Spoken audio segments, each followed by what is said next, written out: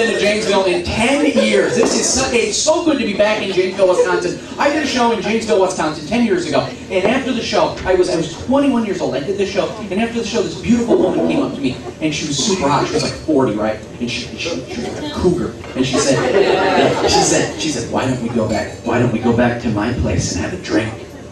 And I said, oh, okay. And I was all nervous, right? So I go back to her place, and we're having the drink, and then she says to me, are you a freak? Oh. Yeah, and I was like, yeah, look at me.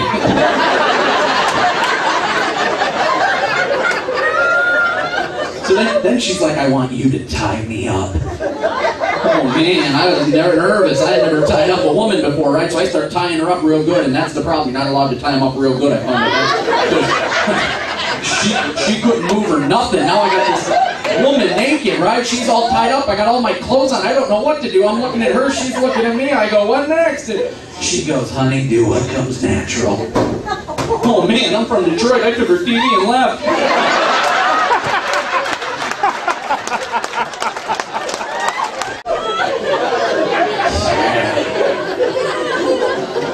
My parents homeschooled me. Do not homeschool your kids. Do not. I was homeschooled. My prom sucked.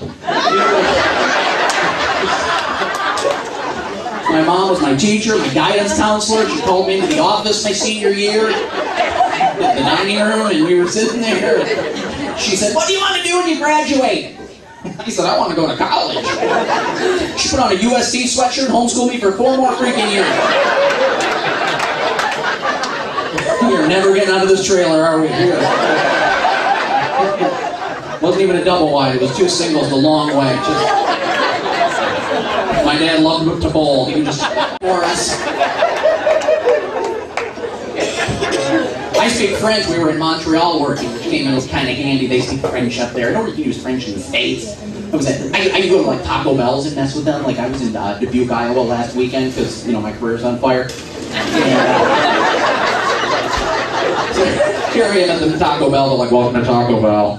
Parlez-vous français? And they're like, no special orders.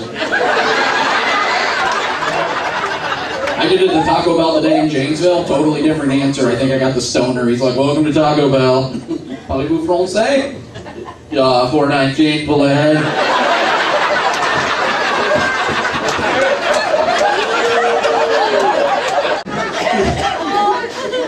I love messing up the name of the food at McDonald's just for the fun of it. Like I was there the other day and I go, hey, give me a Big and Nasty. They gave me the drive-thru girl.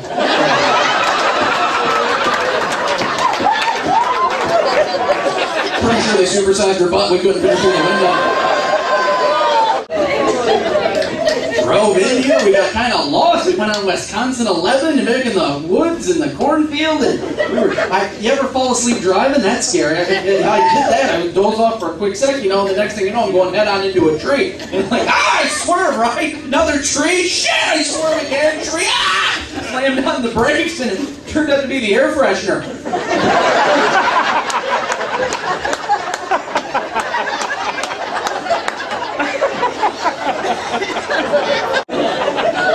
Working in Canada recently. Yeah. Oh, Canadians suck. Oh, they do, don't they? Yeah, they do. I hate them. They say A all the time. It's true. They're like, how you doing, A? Nice day, A. I think as Americans, we should all get on buses once a year, go up to Canada, and be like, how you doing? B? It'd be great, wouldn't it? Because Canadians would be like A, and we'd be like B. Mexicans are like C.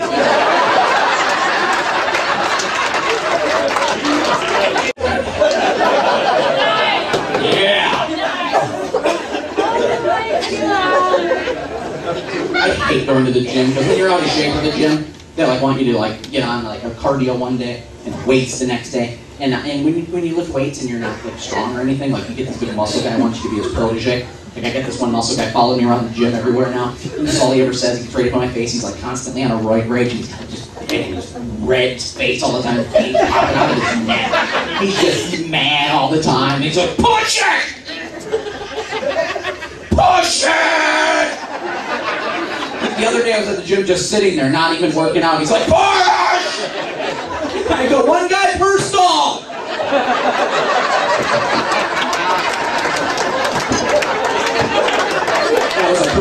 Are you with me on that?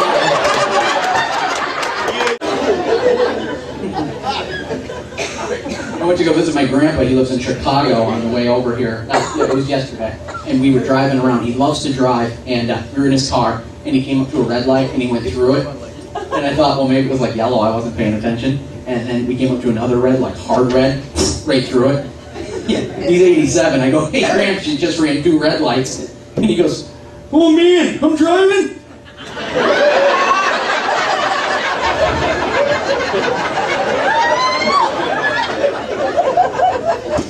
He's funny. He's got great stories. He goes, 1946, I came back home from World War II, went down to West Virginia doing a little bear hunting. Fell asleep in my bear blind. I woke up, there was a bear breathing in my face, fogging up my glasses. Couldn't get to the rifle. Bear was looking at me. Guy was looking at him. I knew it was death for one of us. Then he stood up on his hind legs, 12 foot tall. If he was an inch, and he went, ah! So I pooped. I go, that's really scary. I would have too. He goes, not then, you idiot, just now.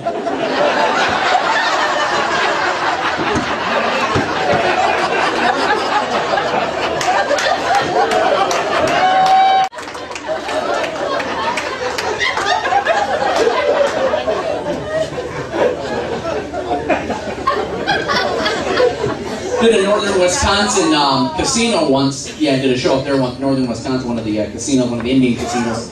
And I was there, it was just me there during the day on a Tuesday. Did a show on a Monday night. Tuesday I'm at the casino doing nothing, playing slots, 9 in the morning. Me and a busload of senior citizens from Tennessee. They came all the way up here from Tennessee just to go to a casino. That they passed a million other casinos on the way up. But they specifically wanted to go to the Ho Chunk Casino. Is that what it was called? The Ho Chunk? Yes. So we're there, just me and these senior citizens, and I'm talking to this woman, her name was Ethel, she was sitting right next to me, and we're playing the quarter slots. She's a super sweet woman, and we're talking, and I put like $100 in my slot machine, and I lost it all. And I said, hey, Ethel, it was good talking to you, take care, good luck. Yeah, walk away, right? I take like 2 steps away, you know what Ethel did? She got on my machine, yeah, not cool, right? If there's any attorneys here or any upstairs practicing, there should be a grace period. Like a finder's fee I should get or something. Like I had warmed the machine up. Ethel slides over on my machine. She puts $1 in now. That's the max credits. That's 3 times your normal winnings. That's for $1,000 and 3. She wins $3,000 in front of me. She's looking at me. I'm looking at her. She goes, hey, that's how we do in Tennessee. So I waited for her on the parking lot and I mugged her. That's how we do it in Detroit.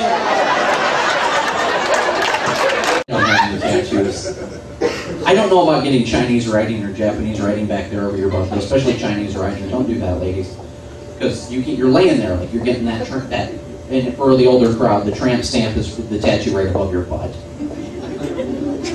I don't know why they call it that either, but I'm guessing it's because, well, let's just say it could also be a bullseye. Did you say bullseye or butterfly? You get Japanese birth control. So you have a beautiful butterfly back there, but don't get the Chinese writing back there because you can't read it. You're laying there, you're getting that tattoo, you're laying there, the guy's tattooing something that you think you want. And he could be copying whatever, like something out of a Chinese menu for all you know. You think you got something sexy right over your butt, you're walking on the beach next week, it's like all you can eat, $6.95. Oh, you guys. So anyways, I went horseback riding a while back with my wife, and that was kind of fun. But I'm always trying to impress her, and that's what most guys do. They try to impress their wives. It doesn't matter if you've been married 3 months, 50 years. You're always going to try to impress your significant other, and sometimes it's not the smartest idea. Like we were on the horses, I was on the horse, and I decided I've seen a lot of cowboy movies, and I'm going to jump off this horse when it slows down. And I'm going to be awesome. No, I'm not a horse rider, so I'm on the horse, right? And it's coming in to stop, and I go, this is it, go time, Jay. And I jump, right? I just sort of jump, and I fall, I slide off. My left leg caught in the stirrup. And now I'm on the ground, right? But I'm tangled up in the horse. You think a fat guy would be an anchor for a horse, wouldn't you? Oh no, those things are strong. It scared him, apparently, because he took off full blast, dragging me. Fat guy being dragged by a horse to death. I'm like, ah! Head's banging on the ground, like, ah! I was about to black out thinking, this is it, I'm going to be dead. And right at the last minute, the manager for Walmart came over and unplugged the son of a bitch. Hey, that's it for me. You guys have had a lot of fun.